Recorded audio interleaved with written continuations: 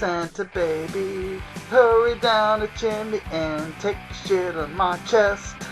This is OD666666 with a big old update.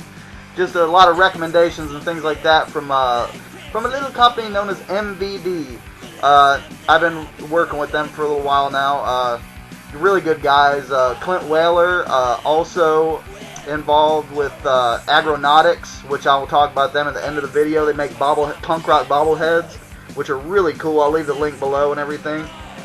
He's got a movie coming out. It has our buddy Mr. Parka in it, so we'll be on the lookout for that. It's called Bath Salt Zombies. I'll be getting that one soon to review. First off, I'm going to start this out because this is going to be long. This movie is absolutely amazing. I put it on the back burner for a while because of this cover. The cover looks like, you know, some kind of like Asian ghost flick, and I'm not into that kind of shit. And so anyway, I decided to put this movie in one day, and I was blown away. Like, this movie is amazing, and like, it's gonna stir up a lot of buzz. Everybody needs to go pick this up. This is no bullshit. This is, you know, this isn't a trashy cheese movie like I usually, you know, review, which I'm not saying those are lesser than, but I know a lot of you out there don't dig all the cheese. This movie is like for everybody. This isn't a straight up horror movie, as it is. It has horrific elements in it, has some really cool gore in it, but it also has like a really dramatic, you know, a buddy story, kids as buddies. You know, it has that kind of like Stand By Me, which is nothing like Stand By Me, but you know, it has that camaraderie of kids and like things like that, like flashbacks and all that. Anyway, the story of, it's this dude named Ty. He's in jail. He's a hitman. It starts out, you know, he's in jail. He's with this other guy in a shower. It doesn't show a wing wang or anything like that, but you know, the dude's talking about how his boss is on the outside. He's about to get whacked and this and that, and you know, the guy's like, I'm gonna get killed, man. I'm so worried. I know you know, coming soon one of these days, somebody's gonna hit me in this place. Somebody's just gonna take me down. And then you see Ty get behind the dude and just slice his neck. It's a really nice throat gash. It looks really cool. That's how it starts out. Then you start seeing dismembered bodies that they find in these suitcases that look really, really good. They look really authentic, you know, death. And so there's a big murderer outside of the jail, you know, doing all these murders. He's cutting off, you know, all these guys' dicks and stuff, and you know, dismembering them, throwing them in suitcases, and you know, it's a big epidemic, and they got to stop this son of a bitch because they don't want that kind of thing going on in Thailand. But yeah, so anyway, the dude named Ty that's in jail. He knew this kid named Nut when he was younger, and Nut was always the outcast, and you know, nobody liked him, and Nut always wanted to be friends with Ty. He'd follow him around, please be my friend, and Ty'd be like, get the hell away from me, because all the other kids were like, if you associate yourself with Nut, you're a loser, you know, you're lesser than, you know, everybody's been there. They've had that friend where everybody's like judging them. Oh, you hang out with that guy? What a dick. So anyway, you know, after all the squabbles, you know, Nut keeps chasing after Ty, and he's like, come on, man, you know, I want to hang out with you, and Ty's like pushing him away. Eventually, they kind of get close, and they become friends. His other friends are kind of like really shitty towards him, and there's a lot of really crazy stuff that happens. Like, there's this one part where Ty's, you know, asshole buddies come up, and they see Ty hanging out with Nut, and they're playing with some boats in the water. And I couldn't help it. The scene made me laugh. But yeah, they're playing with boats in the water, and the asshole kids are like, Ty, what are you doing hanging out with Nut? They're like, kick his ass. Show us that you don't care about him. So, you know, Ty ends up kicking his ass and stuff. And then they're like, here, let me see that boat. And they take the kid's pants down, start sticking the boat in his ass. And it's like, it's really sad how bad this kid gets treated. I mean, he's getting screwed by his father. There's all this other stuff. There's some sick stuff in here. You know, so anyway, the lieutenant lets, the big chief of police or whatever, lets Ty out of prison because he's got a lot of clues that he thinks he can help out in the case. So they let him out of prison. They give him a cell phone. They say, you can only call us. You know, do not call your girlfriend. You know, we're going to kind of keep her hostage almost. you know, as you got to find this dude within a certain amount of days, and we'll let you free, and we might even let you on, you know, on the police force again. So anyway, he's going through looking for Nut. He goes back to his old, you know, he goes back to his old city that he used to live in, and just starts having all these flashbacks of him and Nut as a kid, and just the shit that went down. It's like a, I hate to sound lame, but it's a really touching movie that has really graphic gore and shit like that, which it's not a big gore fest. It's not super extreme or not extreme movies. It's not like that, but it does have elements of a lot of different things in here, and it was really damn entertaining. It is subtitled. Just quit being a lazy asshole and put in the movie, read the subtitles, watch the picture, and enjoy yourself. Pick this up. Then I got Dropping Evil. This is a pretty decent flick. Not as good as Slice by any means, but this is a really weird-ass flick. If you're into weird stuff, I mean, yes, it's low budget.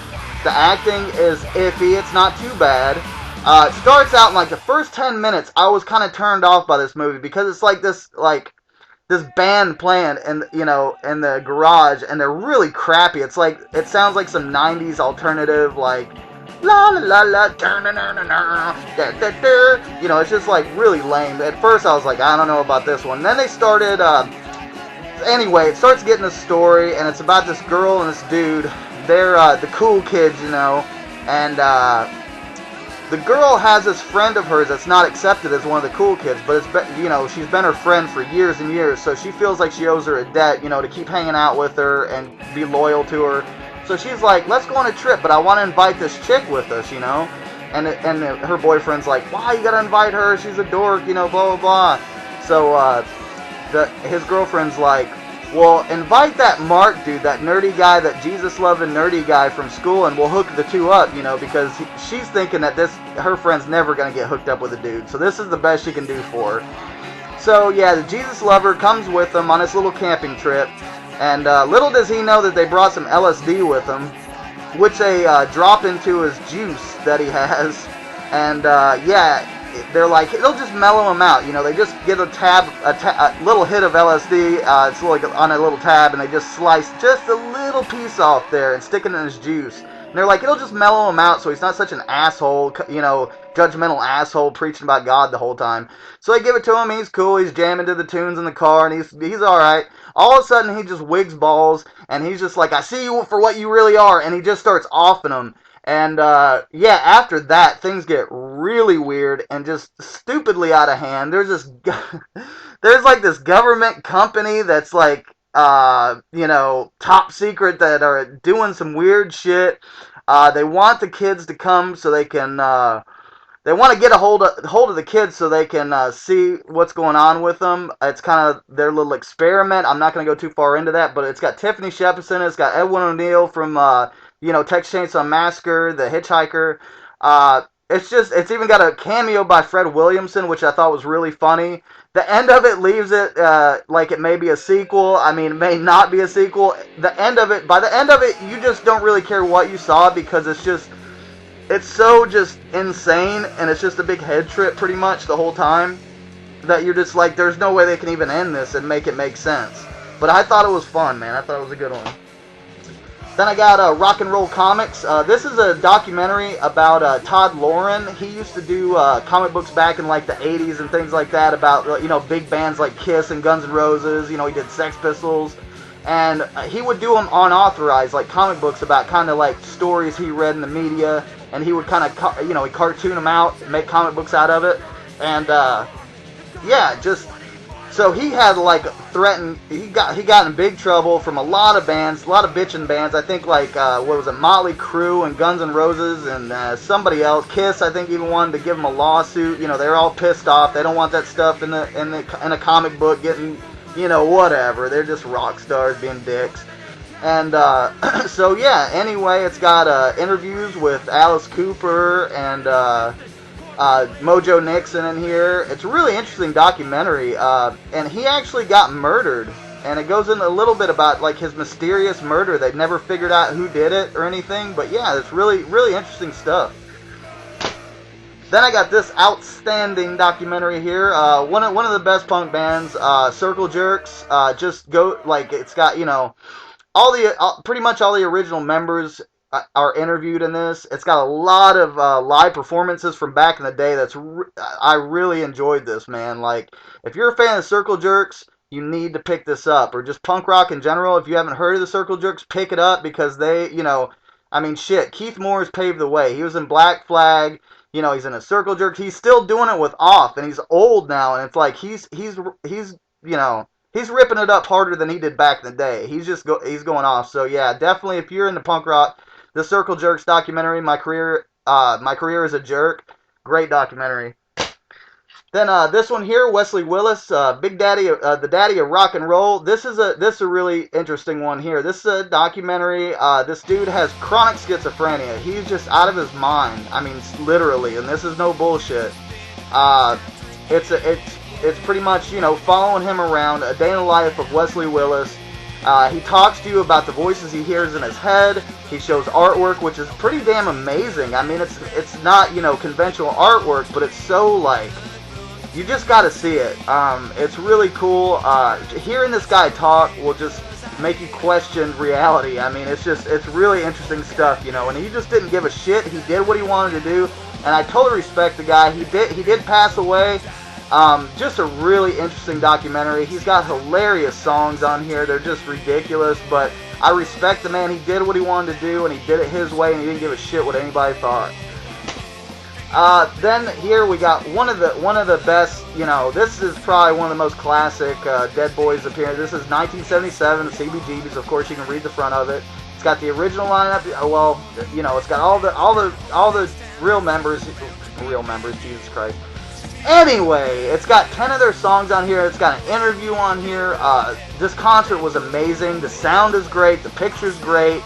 I mean, Jesus Christ, it's in 1977. Everything looks great. I mean, it's just like, if you like the Dead Boys, this is like the clearest, you know, concert footage you're gonna get. I mean, it's amazing. You know, he comes out there, he's got all these pieces of baloney, like, safety pinned onto his shirt. The nastiest thing, I can watch death movies all day long and shit like that, but he gets this piece of baloney, rips it off, blows his nose in it, and you can just see the snot, like, dripping off of it, and he folds it up and eats it, and that about made me gag. Like, that was so great, though, man. This is just a hell of a show, man.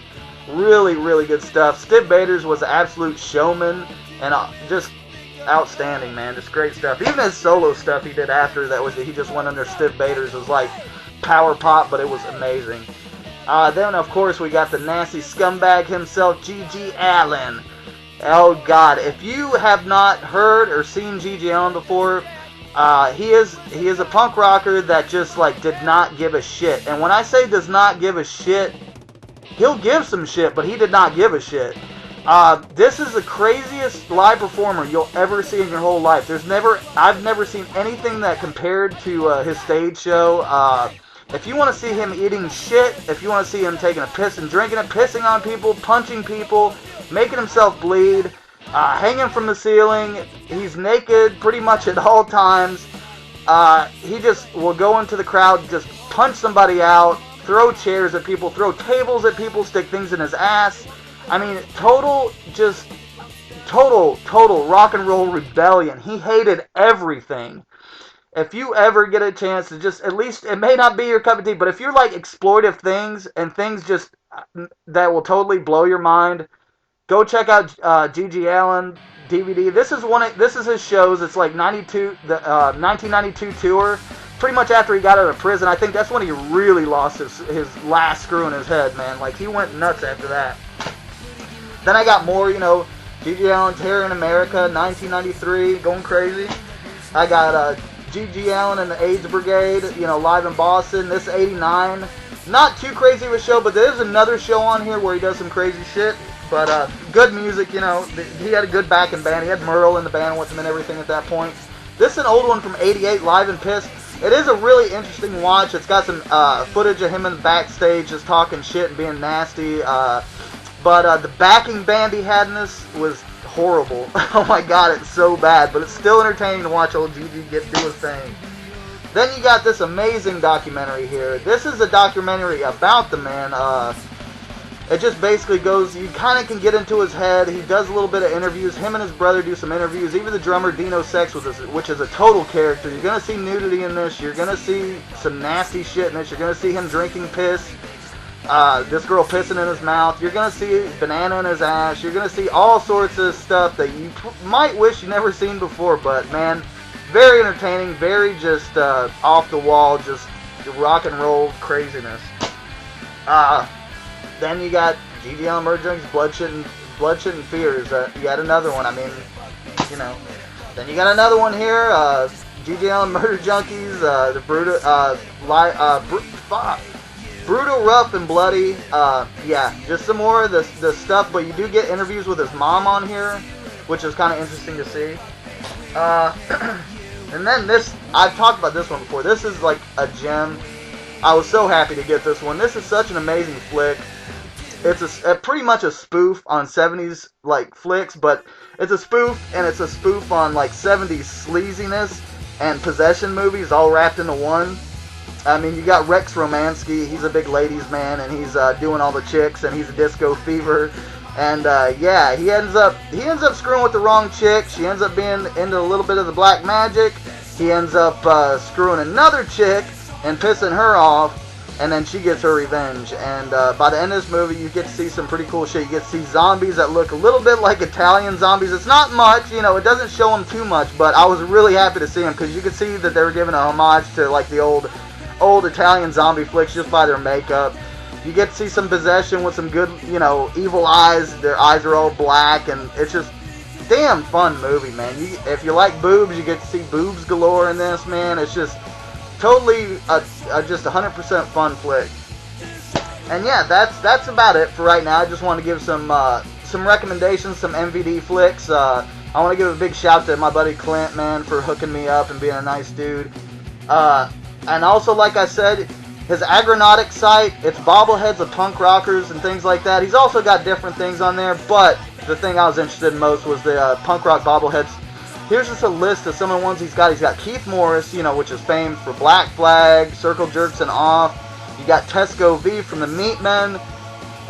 You got the Dwarfs. You got Joey Shithead from DOA. You got G.G. Allen bobblehead. You got Jello Biafra bobblehead from the Dead Kennedys. You get Milo Ackerman from Descendants. Andrew W.K. You get Wendy O from the Plasmatics. You get Joe Queer from the Queers. Jeff Clayton from Anti-Scene, and Dick Manitoba from the Dictators. Just classic stuff, man. And they look really good. But I'll leave a link below for MVD's site and also for the Agronautic site. I just want to say a big thanks to Clint, man. And that's about it. So, bye!